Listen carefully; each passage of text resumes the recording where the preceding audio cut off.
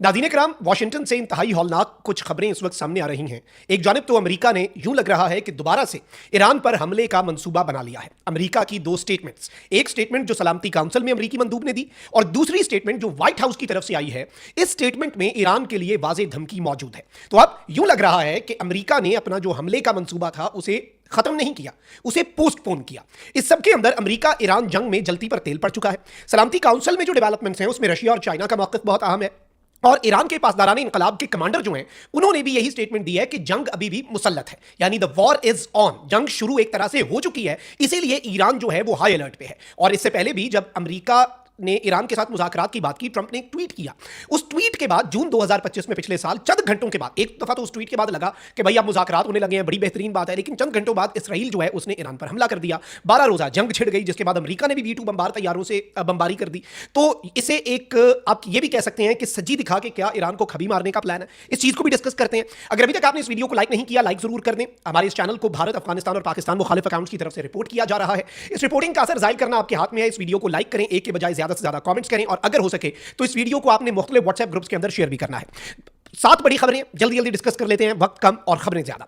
ईरानी पासदारान इनकलाब की बर्री फौज के कमांडर मोहम्मद करामी ने दो टोक अल्फाज में वाज़ेह किया है कि दुश्मन के किसी भी गलती का फैसला कुन जवाब दिया जाएगा। ईरानी पासदारान इनकलाब की बर्री फौज के कमांडर ने कहा कि ईरान को एक जामी और हाइब्रिड जंग का सामना है। यह जंग मुआशी, समाजी, सियासी शोबों समेत कई महाजों पर ऑलरेडी जारी है। यानी जंग जो है एक डायरेक्ट काइनेटिक मिलिट्री एक्शन जो है वो अभी होना है, लेकिन मुआशी, समाजी और सियासी शोबों के अंदर यह जंग शुरू हो चुकी है। उन्होंने कहा कि ईरान की मुसल्लह अफवाज हाई अलर्ट पर है और किसी भी गलती का जवाब देने के लिए मुकम्मल तौर पर तैयार है। मोहम्मद करामी ने कहा कि उनकी मुसल्लह अफवाज हर तरह के खतरात से निपटने की सलाहियत रखती हैं। कोई भी जारहाना इकदाम हुआ तो फैसला कुन जवाब दिया जाएगा। याद रहे कि इस वक्त नाज़रीन कराम जो सूरत हाल है, इसमें सलामती काउंसिल का एक इजलास भी हुआ है और सलामती काउंसिल के इजलास बेशक सिंबॉलिक ही सही, अलामती ही सही, लेकिन इसमें कुछ और चीजें भी हुई हैं। और जो सबसे इंपॉर्टेंट चीज हुई है वो ये है कि इसमें सफबंदी हुई है। रूसी मंदूब जो है, रशिया के जो एनवॉय हैं, उन्होंने सलामती काउंसिल के इजलास में अमेरिका पर सख्त तनकीद करते हुए इजलास को सर्कस करार दिया।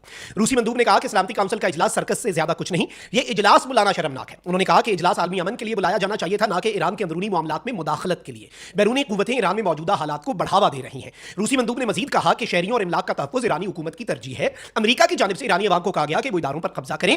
ये बयानात किसी भी मुल्क की सालमियत के खिलाफ है। उन्होंने कहा कि ईरानी सुप्रीम लीडर और हुकूमत की हिमायत में वसी पैमाने पर लोग निकले। अमेरिकी कार्रवाई से खित्ता मजीद बहरान का शिकार हो जाएगा। और इस सब के अंदर रूस ने इवन ताउन की पेशकश भी की कि मामलात को पुरअमन तरीके से हल किया जाए। सलामती काउंसिल को सर्कस क्यों करार दिया कि भाई आप इस चीज पर इजलास बुलाएंगे, एक मुल्क दूसरे पर चढ़ने की तैयारी कर रहा है, आप इस बात के ऊपर इजलास बुला रहे हैं कि ईरान के अंदर क्या हो रहा है। और उन्होंने कहा है कि भाई ईरान की हुकूमत अपनी दिफाई तनसीबात और अपने मामलात जो हैं उनकी हिफाजत करना ये उनका फर्ज है। इसके साथ साथ चीनी मंदूब ने, ये याद रखिएगा, ये इस रीजन के इंपॉर्टेंट प्लेयर्स हैं और ये ईरान के डिफेंस एलाइज भी हैं। इस चीज को, Venezuela was a different thing, Venezuela एक अलग चैप्टर है, वो दूर है, अमेरिका की तरफ ही है ना, उस तरफ को मामलात वो जाने। सलामती काउंसिल में चीनी मंदूब ने कहा कि अमेरिका ईरान पर ताकत के इस्तेमाल की कोशिश फौरी तर्क करे और हम दुनिया को जंगल के कानून की तरफ धकेलने के मुखालिफ हैं।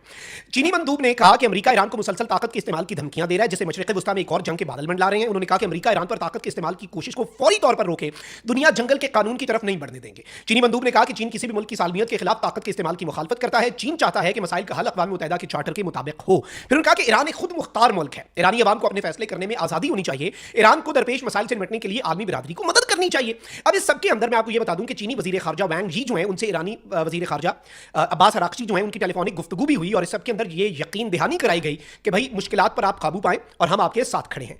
अब आते हैं ईरान की स्टेटमेंट पर अक़वाम मुत्तहिदा में और फिर ट्रंप की व्हाइट हाउस और ट्रंप के एनवॉय ने जो यूएन में कहा, जिससे असल ये जलती पर तेल पड़ा। अक़वाम मुत्तहिदा में ईरान के नायब मुस्तकिल मंदूब गुलाम हुसैन ने सलामती काउंसिल को बताया कि उनका कशीदगी या तसादुम का कोई इरादा नहीं, लेकिन जारियत हुई तो भरपूर जवाब दिया जाएगा। सलामती काउंसिल के इजलास से खिताब करते हुए ईरानी नायब मंदूब ने ट्रंप इंतजामिया को अमेरिकी रिजीम करार दिया और कहा कि जो 12 रोजा जंग के जरिए अपने मकासद हासिल करने में नाकाम रहे, अब वही अहदाफ सियासी अदम इस्तेहकाम पैदा करके हासिल करने की कोशिश की जा रही है। उन्होंने कहा कि 8 और 10 जनवरी के दौरान ईरान ने दाइश तर्ज की दहशतगर्दी का सामना किया। ईरान में मुनज़्ज़म तौर पर सरकलम किए गए, लोग जिंदा जलाए गए, एहलकारों पर तशद्दुद हुआ, ईरान में हलाकतों की तादाद बढ़ा चढ़ाकर मुदाखलत का बहाना तलाश करने की कोशिश की गई। उन्होंने कहा कि ईरान के खिलाफ किसी भी मकसद के तहत ताकत के इस्तेमाल की धमकी, चाहे मुजाहिरीन के तहफ़्फ़ुज़ या अवाम की हिमायत के बहाने ही क्यों ना हो, बैनुल अक़वामी क़वानीन और अक़वाम मुत्तहिदा के चार्टर की संगीन खिलाफवर्जी है। उन्होंने कहा कि इंसानी हमदर्दी के बहाने ताकत को जायज़ ठहराना बैनुल अक़वामी क़वानीन का जानबूझकर गलत इस्तेमाल है। फिर इन्होंने कहा कि भाई हम किसी तसादुम या बराह रास्त जंग के ख़्वाहां नहीं है, लेकिन किसी भी बराह रास्त या बिला वास्ता जारहाना अमल का जवाब फैसला कुन होगा और आर्टिकल 51 के तहत जो अक़वाम मुत्तहिदा का चार्टर है, जिस आर्टिकल का इस्तेमाल करके पाकिस्तान ने भारत को तुन के रख दिया था मई 2025 में, ये उसी का जिक्र कर रहे हैं कि उसके तहत हम भी जवाब देंगे। अब आते हैं व्हाइट हाउस पर। व्हाइट हाउस की तर्जुमान जो है, उन्होंने कहा है कि सदर ट्रंप ईरान से मुतल्लिक तमाम ऑप्शन बदस्तूर खुले रखे हुए हैं। तर्जुमान व्हाइट हाउस जो है हैं, उन्होंने प्रेस ब्रीफिंग में कहा कि सदर ट्रंप ईरान की सूरत हाल का बगौर जायजा ले रहे हैं।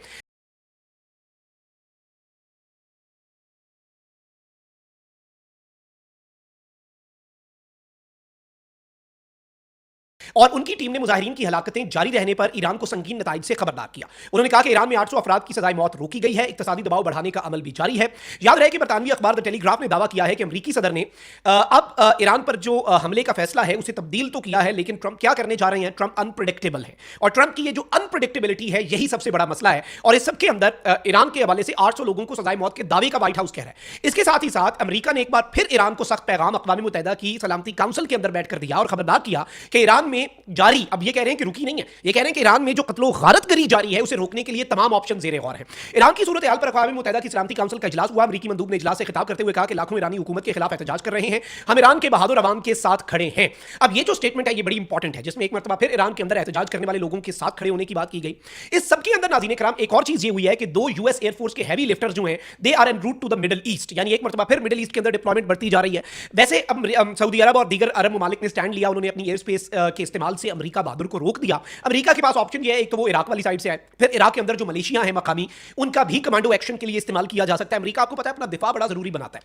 अमरीका जो है वो ये भी देखेगा ना कि उसकी तनसीबात को वापस नुकसान ना पहुंचे। तो एक तो ये ऑप्शन है, इसके साथ ही साथ अमरीका की बहरिया। याद रखिएगा कि यूएस की सबसे बड़ी ताकत जो है वो यूएस नेवी है। ये सारी दुनिया को पता है। और अमरीका की नेवी, अमरीका की एयरफोर्स, हर चीज से ऊपर अमरीका की नेवी है, जिसके पास बहुत हाई लेवल की टेक है।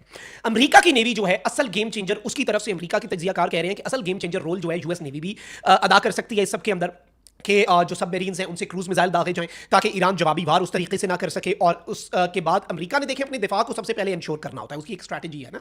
और अमेरिका जो है उसने ये बात करके और फिर दोबारा से मिडिल ईस्ट के अंदर जो मूवमेंट हो रही है, जो नकलो हरकत है, जिस पर बहुत से सवाल उठ रहे हैं, इसकी वजह से ऑब्वियसली टेंशन राइज कर रही हैं, इसकी वजह से क्वेश्चन रेज हो रहे हैं। सो लेट्स सी चीजें किस तरफ को जाती हैं। अपना बहुत ख्याल रखें। अल्लाह निगहबान पाकिस्तान।